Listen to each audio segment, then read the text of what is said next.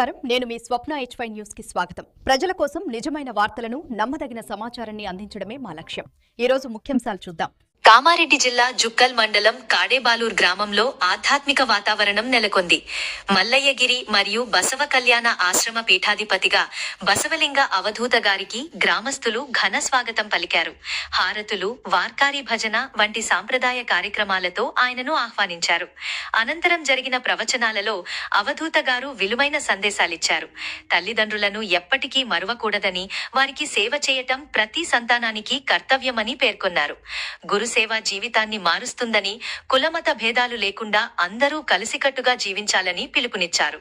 ముఖ్యంగా యువత చెడు అలవాట్లకు దూరంగా ఉండాలని, మంచి విద్యను అభ్యసించి ఉన్నత స్థాయికి ఎదగాలని సూచించారు.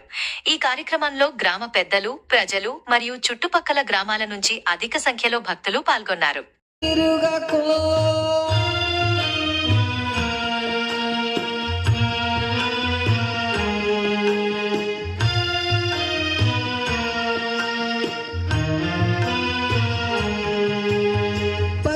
పక్షికి లేని జ్ఞానం దేవుడిచ్చాడు తెలుసుకో.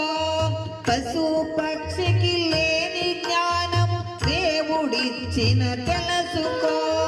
దైవ కార్యము చేసుకుంటూ పుణ్యము సంపాదించుకో. దైవ కార్యము చేసుకుంటూ పుణ్యము సంపాదించుకో.